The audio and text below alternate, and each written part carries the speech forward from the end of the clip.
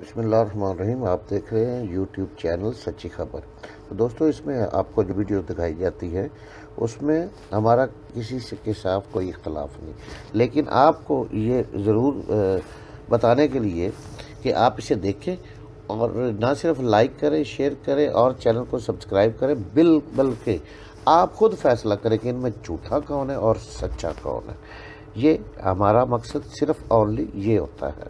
तो गैर मौजू है, जिस वक्त आपके पास अक्सरियत ना हो तो बुनियादी तौर पे ये तो रियाजी का सवाल है और रियाजी के सवाल के तौर पे इसको हल करें।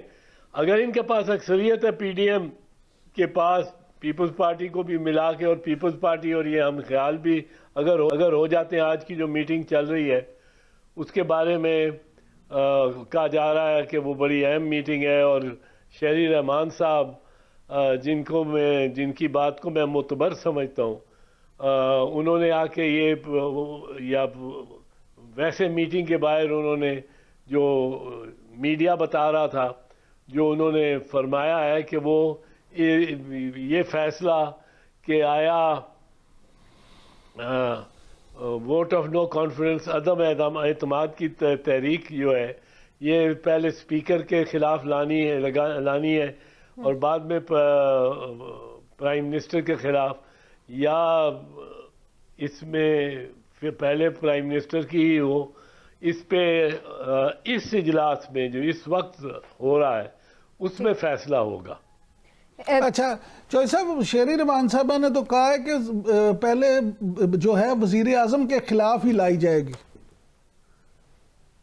जी, उन्होंने इम्कान के इसका है, इसको गालिब इम्कान इसको कहा है, और लेकिन उन्होंने कहा फैसला, हतमी फैसला ये इजलास करेगा जो इस वक्त हो चल रहा है। लेकिन बैरिस्टर साहब, अच्छा, ये कहा जा रहा है एहतजाज। जी चलिए हिलाल साहब आप कर लीजिए क्वेश्चन। जी एहतजाज, यार सीधी बात बताओ, do you think they have the majority या नॉट?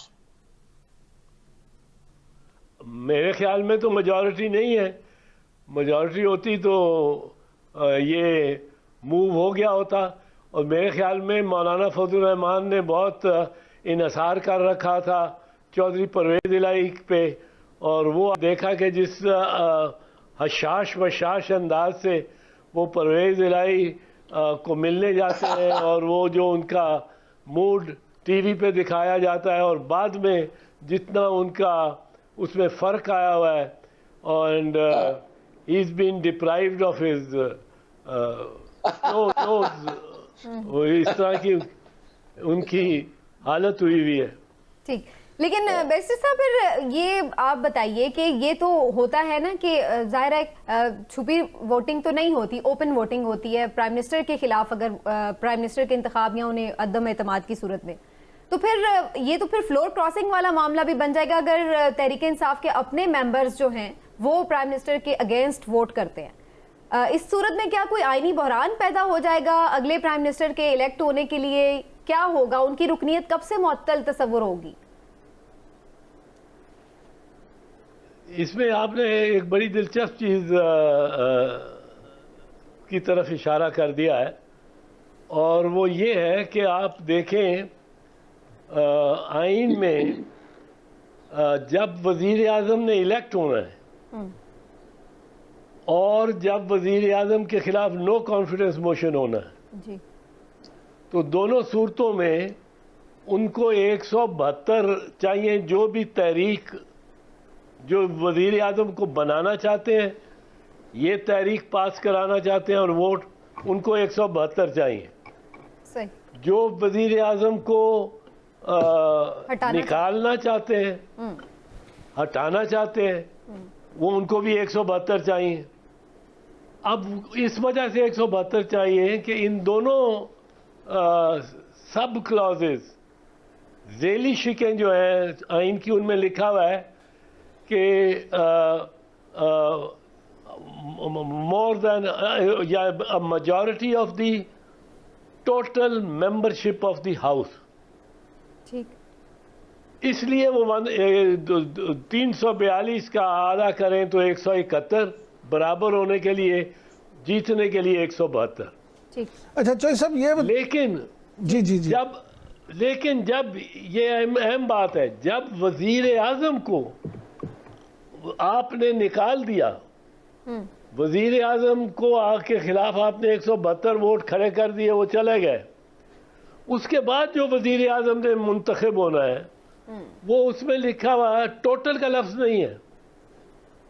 उसमें आया है कि he shall be elected by the member majority of the members of the house. जो prime minister successive prime minister है उसके लिए टोटल मेंबरशिप की जरूरत नहीं, 342 का फिगर नहीं है उसके लिए। अगर कुछ वहाँ मेजॉरिटी से जितने भी लोग हैं, कुछ सीटें खाली होती हैं किसी वजह से, वो काउंट नहीं होंगी।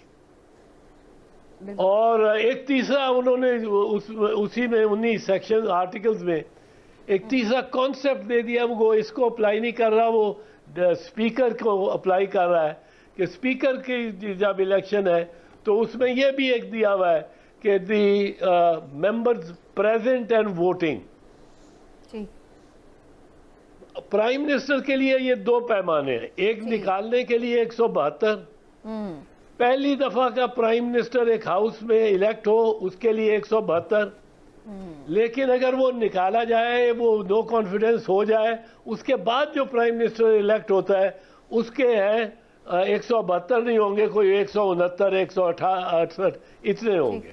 अच्छा चौधरी साहब, आपने स्पीकर की भी बात की, मुझे ये बताएं समझने के लिए, मैं समझना चाहता हूँ आपसे कि 172 पूरे करना अब अपोजिशन का काम होगा। अगर अपोजिशन तहरीक पेश करती है तो इन्होंने 172 बंदे पूरे करने हैं, हुकूमत ने तो नहीं अपने बंदे पूरे करने। लेकिन क्या आप समझते हैं कि अगर डायरेक्ट ये वजीर आजम के खिलाफ वोट ऑफ नो कॉन्फिडेंस लेके जाते हैं, मोशन लेके जाते हैं, तो स्पीकर उसमें कोई रोल अदा कर सकते हैं? क्योंकि स्पीकर का ताल्लुक तो हुकूमती पार्टी से है, वो उसमें कोई रोल अदा कर सकेंगे? वो अगर पीटीआई के लोग इनके साथ जाके शामिल होते हैं तो इस हवाले से अगर वो कोई रूलिंग देते हैं तो वो रूलिंग मानी जाएगी या नहीं? नहीं, वो तो उनकी रूलिंग तो उसके बाद होगी ना, जब वो वोट डाल चुके होंगे, वो खुद नहीं कर सकते। बिल्कुल। सूरत हाल ये है कि जब वोट ऑफ नो कॉन्फिडेंस वजीर आजम के खिलाफ होगा तो वो ओपन वोट होगा। उसके बाद फर्ज कीजिए 8 मेंबर पीटीआई को वोट नहीं देते या किसी पीपल्स पार्टी को नहीं वोट देते, तो जो पार्टी लीडर है पार्लियामेंट में उसके पास ये इख्तियार है कि वो एक रेफरेंस भेजे इलेक्शन कमीशन को कि इन मेंबरान ने पार्टी की हिदायत के मुताबिक वोट नहीं दिया, तो इनको ख़त्म किया जाए इनकी मेंबरशिप को और इनको नाअहल करार दिया जाए। वो पार्टी लीडर लिखेगा तो तब वो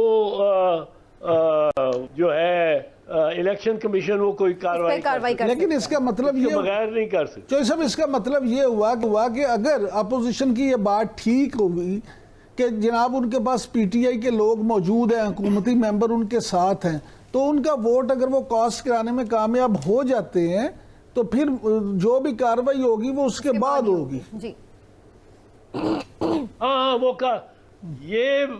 वो वोट जो है वो काउंट हो जाएगा वजीर आजम के खिलाफ। बिल्कुल ठीक है। अच्छा बैरिस्टर साहब, ये भी फरमाइए कि क्या इस सूरत के बाद अगर ये तहरीक अदम एतमाद कामयाब होती है तो आपको क्या नजर आ रहा है, बादियुन नजर में सूरत हाल फौरी इलेक्शंस की तरफ जाएगी या फिर टर्म कंप्लीट होने की बात भी हो सकती है? क्योंकि इस तरह की भी डिस्कशन पे तो दोनों फार्मूले ही ऑपोजिशन मुख्तलिफ जमातें जो हैं वो आपस में बातचीत कर रही हैं। आपकी नजर में ज्यादा कौन सा आपको लग रहा है कि उसके इम्कान हो सकते हैं? पाकिस्तान में मैं कहता रहता हूं, माजी के अलावा कोई पेशीनगोई नहीं की जा सकती। You can predict nothing but the past. सही, ये याद रखा कीजिए। ये जो हम चला देते हैं ना जी, कुर्बानी से पहले कुर्बानी होगी और फलां से पहले फलां होगा और मीम में से शीन निकलेगी, नून में से। ठीक है, ये बातें इनसे पाकिस्तान की सियासत का हाल भी पाकिस्तान की क्रिकेट टीम वाला, ये सही कह रहे हैं बैरिस्टर साहब। अच्छा, हिलाली साहब भी शायद एक क्वेश्चन करना चाह रहे हैं। जी हिलाली साहब। एहसास, एक सवाल का जवाब आप मुझे ये दें कि देखिए, इन्होंने लगता है कि सक्सेसफुल नहीं रहे हैं कोalition, गवर्नमेंट की कोalition को ब्रेक करने का, तो अब ये रिलाई कर रहे हैं, सुना है तरीन साहब के जो भागी हैं वो जो उनके साथ हैं, और तरीन 2 दिन में सुना है कि वो वापस आ रहा है। और उससे पहले हमारे चैनल पे हमारे एक एनालिस्ट ने कहा था कि उसने गवर्नमेंट का रप्रोचमा का जो चाल था उन्होंने इनकार किया कि नहीं, मैं आपके साथ नहीं होता हूं। तो अस्यूमिंग ये वापस आते हैं और वही होता है जो लोग प्रिडिक्ट कर रहे हैं, मैं ये जानना चाहता हूं कि अवाम या आपके तरह very keen and intelligent political advisers ये क्या समझते हैं? एक इनके पास जो प्राइम मिनिस्टर बनना है उसका कैंडिडेट पक्का नहीं हुआ है, सुना है मौलाना फजल रहमान खुद अपना hat, he is throne that in the ring, और ना उनके पास वो पॉलिसीज हैं जो अवाम जानना चाहेंगी कि भाई ये सब इन्फ्लेशन को तुम कैसे खत्म कर सकते हो। और अब जो प्राइम मिनिस्टर ने जाके 20 रुपया कम किया, 10 रुपया बढ़ाने थे और 10 रुपया कम करने थे, अकॉर्डिंग टू IMF 20 रुपया कम कर दिया है पेट्रोल का, वो किधर से मीट करेंगे? गिवन ऑल दीज थिंग्स, कि आप समझते हैं कि इट इज कंसीवेबल कि ऑपोजिशन विल सक्सीड जिधर वो नहीं कामयाब हुए, जिधर गवर्नमेंट फेल्ड? आपका क्या ख्याल है?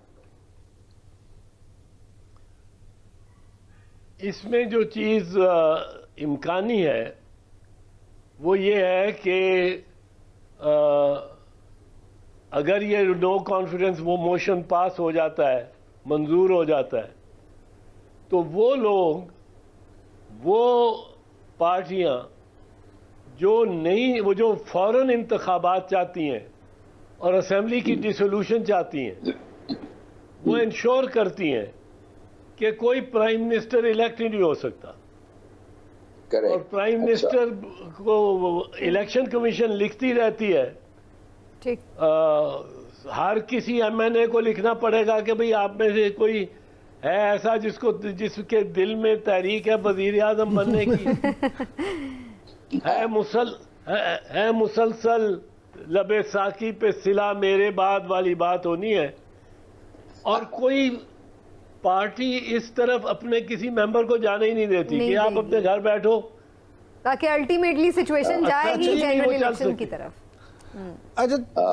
वो फिर जनरल इलेक्शन की तरफ जाएगी। ठीक है। अब ये बात अभी सब पार्टीज को मंजूर नहीं है। ये मियां नवाज शरीफ का मुतालबा है, पाकिस्तान पीपल्स पार्टी का मुतालबा नहीं है। सही। हमारा इस वक्त जो सिचुएशन है हमारे लिए बड़ी बेहतर हो रही है पंजाब में, और ये जो इस वक्त एंट्री ली है चेयरमैन बिलावल ने, उससे कुछ पाकिस्तान पीपल्स पार्टी में भी जान पड़ने का इम्कान है। ठीक। और हम क्यों चाहेंगे कि हम इलेक्शन हो और अभी पंजाब में पूरी तैयारी ना हो, पार्टी खत्म कर दें। वेरी राइट, सही। और सिंध की गवर्नमेंट भी अपनी कुर्बान कर दे। तो लेकिन ये इनको पता होना चाहिए कि अगर ये कामयाब हो जाती है नो कॉन्फिडेंस मोशन जी, और इमरान खान हट जाता है, तो उसके बाद नॉर्मली तो होता है ना कि वो आप चाहते हैं कि कोई ना कोई बने, आप राजा परवेज अख्तर को बना देते हैं, आप शाहिद खान अब्बासी को बना देते हैं। अब फर्ज करो आप ही ने फैसला कर लिया, जो ये नया प्राइम मिनिस्टर ला सकते हैं, कि हमने नहीं लाना प्राइम मिनिस्टर, ठीक, और हमने दूसरों ने भी नहीं लाना, तो प्राइम मिनिस्टर आएगा ही नहीं। उसको भी तो 172 नहीं तो 168 वोट चाहिए होंगे। या जितने भी, लेकिन होपफुली ये आएगी ही उसी वक्त मोशन जब ये बात की सारी चीजें तय हो चुकी होंगी होपफुली। लेकिन इमरान साहब एक मैं आपसे इसमें जरूर कमेंट लूंगी, आपको लगता है कि अगर इनके मेंबर्स पूरे नहीं भी हो पाए किसी वजह से, जैसे बिलाल साहब कह रहे हैं कि एलाइज साथ नहीं खड़े और जो मेंबर्स हैं वो भी नहीं अगर टूटते, तो ऐसी सूरत में फिर भी अपोजिशन इन एनी केस अब उसको लानी पड़ेगी ये मूवमेंट, ताकि क्योंकि उसके अलावा अब उनके पास कोई ऑप्शन नहीं है, इतना वो ज़्यादा हाइप क्रिएट हो चुकी है। समीना देखें, इत्तेज़ाज़ हसन साहब ने बड़ी खूबसूरती से पहले कहा है कि पाकिस्तान में सिर्फ माजी के हवाले से प्रेडिक्शन की जा सकती है, हाल और मुस्तकबिल के बारे में कोई पेशीन गोई नहीं की जा सकती। तो लेकिन कुछ नहीं कहा जा सकता, सुन ले, कुछ नहीं कहा जा सकता, लेकिन करीने क्यास यही है कि लाएंगे जरूर, कि वो अब लाएंगे, क्योंकि जितना मोमेंटम बन चुका है और जो बातें हो रही हैं और जो लंदन से भी खबरें आ रही हैं, चौधरी साहब ये भी लंदन से खबर है, ज़राए का ये कहना है कि मुस्लिम लीग नून के कायद मियां नवाज शरीफ जो हैं उनकी मुलाकात तो नहीं हुई जहांगीर तरीन से, लेकिन उन्होंने जहांगीर तरीन को फूल भिजवाए हैं और उनकी सेहत के हवाले से नेक ख्वाहिशात का इजहार किया है।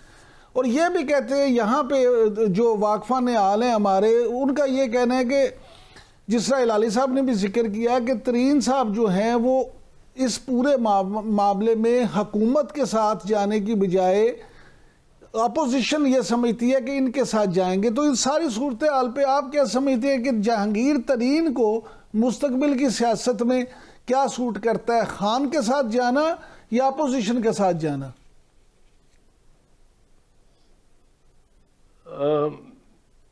ये पार्टीज में किसी नई पार्टी में जाके और अपनी जगह मकाम वही बनाना जो पहली में था, ये कोई इतना मुमकिन बात नहीं है।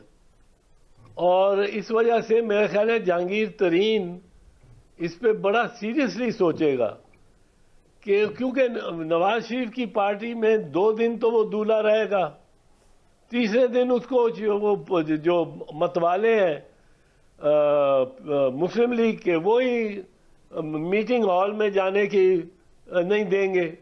अब वो उसको बाद में नवाज शरीफ हुक्म दे के लेके आओ उनको अंदर, वो हो जाए दिल से, यानी कबूल नहीं 20-25 मिनट तो उसकी जी कबूल, वो दिल से नहीं कबूल करेंगे, कोई नहीं करता, हमारा जियाला नहीं करता। हमारी अब higher level of party, higher level पे कबूलियत हो जाती है, जियाला बड़ा अपने दिल में रखता है। वो तो अभी तक पीएमएलएन को कबूल नहीं कर रहा एतजाज हसन साहब। नहीं, लेकिन इससे भी अहम बात यह चौधरी साहब के जो हैं जहांगीर तरीन, वो माजी में भी तो शहबाज शरीफ के बड़े करीबी रहे हैं। जी करीब रहे बड़े, हाँ, और उनके ये वो थे यंग और बड़ी नुमाइश उनकी होती थी कि ये एडवाइजर हैं पंजाब में और इनकी बड़ी जीरक शख्सियत है, और ये रहे हैं उनके साथ शहबाज शरीफ के साथ। पर जितनी कमिटमेंट और जितनी इनको इख्तियार रहा है इनका पीटीआई में आके, वो उतना तो नहीं मिल सकता। चौधरी साहब हमारा वक्त अब कम रह गया, बिल्कुल मैं आपसे एक आखिरी सवाल जरूर करना चाहती हूँ। आमतौर पर लोगों का ये ख्याल था कि एलाइज के फैसले से पता चलेगा कि अंपायर न्यूट्रल हुआ है या नहीं। अब एलाइज तो अभी तक ऑपोजिशन के साथ नजर नहीं आ रहे खड़े, तो आपका क्या अब अंदाजा है, क्या अंपायर न्यूट्रल हो गया है या नहीं हुआ? पहली बात तो यह है कि अंपायर न्यूट्रल कभी नहीं होता। अच्छा, ये अंपायर कभी न्यूट्रल नहीं होता। अच्छा, दूसरी बात यह है कि जो कह रहा है कि न्यूट्रल हो गया है, वो ये इंदिया दे रहा है, या जो कहता है कि आप न्यूट्रल हो जाए, वो ये नहीं कह रहा कि आप न्यूट्रल हो जाए।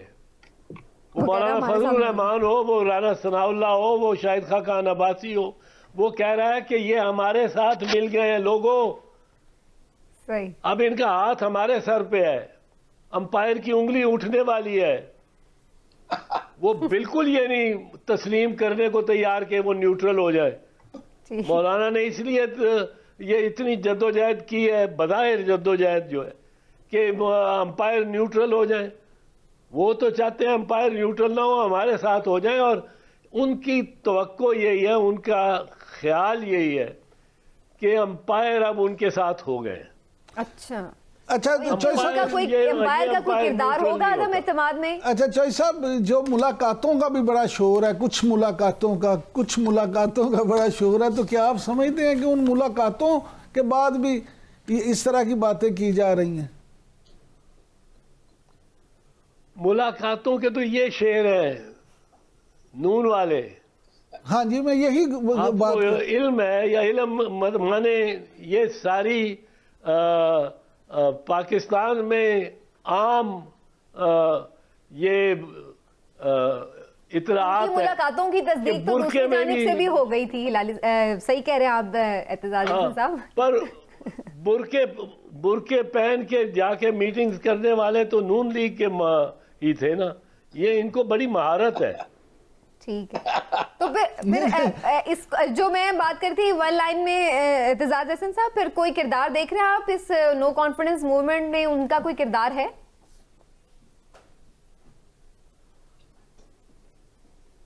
मैं जो आपको कह रहा हूं कि वो ये हो ही नहीं सकता कि वो गैर जानिबदार हो। ठीक है, चौधरी साहब ने तो मतलब किरदार है, लेकिन वो कहाँ पे है वो आपने खुद आइडेंटिफाई करना है। चौधरी साहब ने तो गल मुकदी मुकाती है ना, एम्पायर न्यूट्रल नहीं हो सकती। असी प्रोग्राम मुकाल लिए थे। चौधरी साहब बहुत बहुत शुक्रिया आपका, आपने आज के प्रोग्राम के लिए वाला हमारे लिए, और बड़ी सैर हासिल गुफ्तगू रही बैरिस्टर एतजाज हसन की गुफ्तगू, और उनकी राय भी आपने आईनी और कानूनी जानी कि क्या अभी मजीद चोटियां बाकी हैं ऑपोजिशन के लिए सर्व करनी, या फिर अभी मरहला आसान है। लेकिन बहरहाल देखना है ये जी, आने वाले दिनों में ऑपोजिशन के ऊपर भी अब इस बात का एक बोझ है कि चूंकि उन्होंने इतनी हाइप भी क्रिएट कर रखी है और काफ़ी ज़्यादा उसका एक मोमेंटम भी बन चुका है, तो अब वो वाकई क्या इमोशन लेके आएंगे, और अगर लेके आएंगे तो उसका नतीजा क्या होगा देखना यही होगा, क्योंकि दूसरी जानिब हुकूमत भी बड़ी कॉन्फिडेंट है। आने वाले दिनों में इस पर गुफ्तगू होती रहेगी। आज के प्रोग्राम से इतना ही, अपना ख्याल रखिए, अल्लाह हाफ़िज़।